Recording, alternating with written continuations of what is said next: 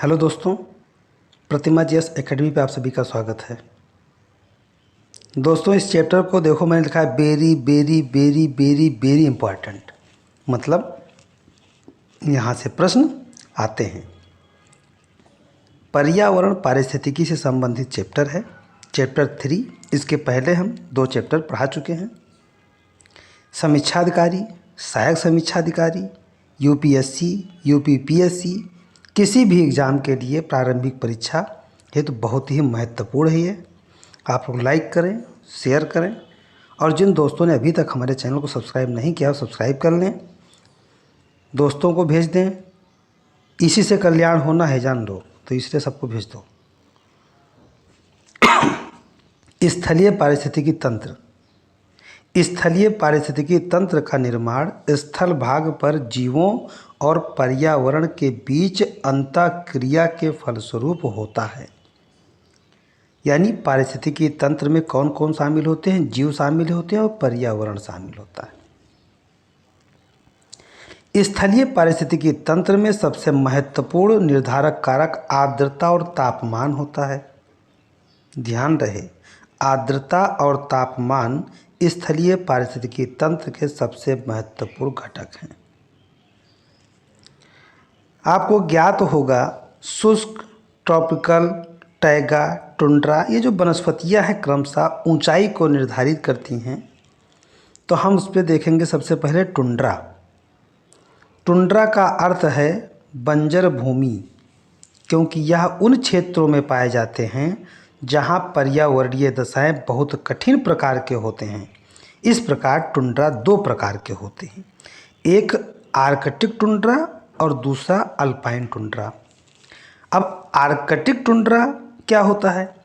Arctic tundra होते हैं जो दोनों पोल पे होते हैं, यानी नॉर्थ पोल यानी उत्तरी ध्रुव और दक्षिण ध्रुव के रूप में समझ सकते हो। और अल्पाइन टुंड्रा जो होते हैं ये ध्रुव पे तो नहीं होते हैं, ये कहीं भी हो सकते हैं, परंतु सर्वाधिक ऊंचाई पीक जैसे हिमालय का पीक हो गया, एंडीज का पीक हो गया, रॉकी का पीक हो गया, एटलस का पीक हो गया, तो जो पर्वत श्रेणियां हैं उनका जो ऊंचाई है, पीक है, उसे हम अल्पाइन टुंड्रा के नाम से जानते हैं। अब वितरण कैसे होगा?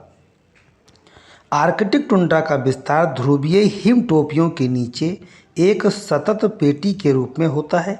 इसके अंतर्गत Canada, Alaska, European, Russian, Siberia, Arctic ocean में मिलने वाले बहुत सारे द्वीप उत्तरी सीमांत पर स्थित हैं। दक्षिणी ध्रुव में टुंड्रा बहुत कम क्षेत्रों में पाया जाता है, क्योंकि अधिकतर भाग समुद्र द्वारा घिरा हुआ है। अल्पाइन टुंड्रा का विस्तार उच्च पर्वतीय क्षेत्रों में मिलता है, जैसा कि मैंने भी आपको बताया। और ये प्रश्न पूछा गया है यूपीएससी में, यूपीएससी के पीटी में पूछा गया था। तो ध्रुवीय दक्षिण ध्रुव में टुंड्रा बहुत कम क्षेत्रों में पाए जाने का कारण है अधिकतर भाग समुद्र से घिरा होना। आर्कटिक टुंड्रा में पाए जाने वाले जंतु हैं रेंडियर, मस्क, आक्स आर्टिक, कैरिबस। इनमें से अधिकतर जीवों का जीवन बहुत लंबा होता है, जीवन काल। जैसे आर्कटिक का जीवन काल 150 से 300 वर्ष तक होता है। एक विलास करके पौधा है, वो भी बहुत समय तक रहता है। टुंड्रा क्षेत्रों में पाए जाने वाले मैमल्स के शरीर का आकार बड़ा होता है, छोटी पूंछ होती है और कान भी छोटे होते हैं, ताकि शारीरिक ऊष्मा के ह्रास को रोका जा सके। देखिए, बनावट जलवायु के आधार पर निर्धारित होता है। किसके शरीर का बनावट कैसा होगा, कौन सा जानवर कहाँ पाया जाएगा, ये सब जलवायु पर निर्भर करता है। टुंड्रा में पाए जाने वाले जीवों के शरीर पर फर यानी बाल पाए जाते हैं, जो कि उसमें तापमान को नियमित बनाए रखने में मदद मिलता है। आप नॉर्मली देखते होंगे, जब ठंडी का समय आता है तो कई जानवरों में बहुत ज़्यादा बाल आ जाते हैं, गर्मी में आते हुए एकदम सब गिर जाता है। वन पारिस्थितिकी तंत्र। सॉरी। वन पारिस्थितिकी तंत्र। वन पारिस्थितिकी तंत्र के अंदर विभिन्न प्रकार के जैविक समुदायों का एक जटिल संयोजन पाया जाता है। वन समुदायों को बनाए रखने में तापमान और सतही आर्द्रता की अनुकूलतम दशाएं पाई जाती हैं। मृदा की प्रकृति, जलवायु और स्थानीय स्थलाकृति वृक्षों को वितरण को निर्धारित करते हैं।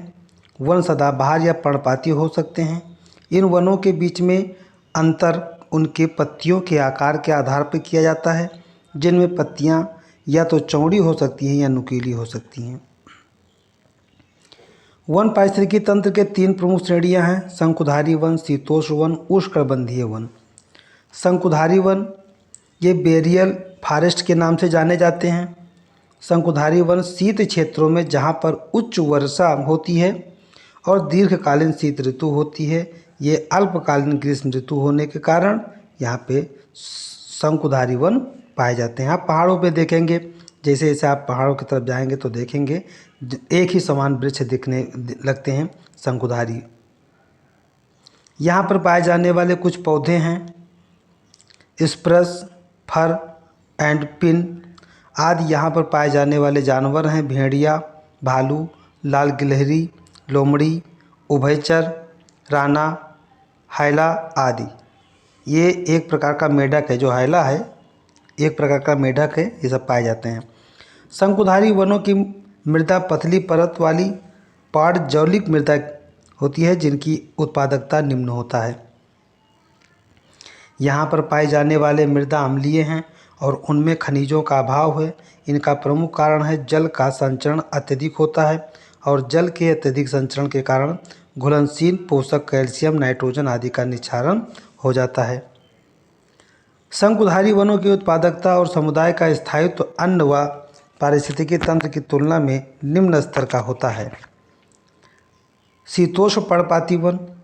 शीतोष्ण पर्णपाती वन की विशेषता है सामान्य जलवायु, चौड़ी पत्ती वाले पर्णपाती वन जो कि एक विशेष ऋतु में अपनी पत्तियों को गिरा देते हैं। शीतोष्ण पर्णपाती वनों में वर्षण वर्ष भर लगभग एक समान रहता है। इन क्षेत्रों में पाई जाने वाली मृदा पाड़जौलिक है और इनकी गहराई भी पर्याप्त होती है। शीतोष्ण सदाबहार वन।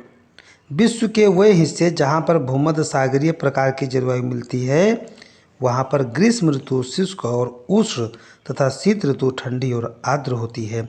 इन क्षेत्रों में कम चौड़ी पत्ती वाले सदाबहार वन मिलते हैं। शीतोष्ण सदाबहार वनों की प्रमुख समस्या है वनाग्नि, यानी कि जंगल में आग बहुत ज़्यादा लगता है। यहाँ पर इन वनों की अनुकूलतम क्षमता इनमें वनाग्नि के बाद तेज़ी से पुनर्उत्पादन में सहायता करती है। ये बड़ी अच्छी विशेषता है यहाँ की। आग लग तो जाएगा लेकिन बहुत तेज़ी से जंगल कवर भी कर लेगा। शीतोष्ण वर्षा वन। इन क्षेत्रों में वर्षा अत्यधिक होती है, धुंध अत्यधिक होता है। इन क्षेत्रों में वर्षा की तुलना में जल का एक प्रमुख स्रोत है धुंध। इन क्षेत्रों में तापमान वर्षा में ऋतु के अनुसार काफ़ी अंतर देखने को मिलता है। शीतोष्ण वर्षा वनों में पाई जाने वाली जैव विविधता शीतोष्ण वन की तुलना में अधिक है, लेकिन उष्णकटिबंधीय वनों में मिलने वाली पादप विविधता से कम है। अब आते हैं उष्णकटिबंधीय वर्षा वन। ये वन भूमध्य रेखा के निकट पाए जाते हैं। उष्णकटिबंधीय वर्षा वन पृथ्वी पर पाए जाने वाले सबसे ज़्यादा विविधता युक्त समृद्ध समुदाय है। पीटी के लिए महत्वपूर्ण लाइन है। इन क्षेत्रों में तापमान और आर्द्रता अत्यधिक होती है, वर्ष भर एक समान रहती है। वर्षा का वार्षिक औसत 200 सेंटीमीटर से अधिक होता है। वर्ष भर एक समान वर्षा होने के कारण प्रजाति अत्यधिक विविधता युक्त होती है।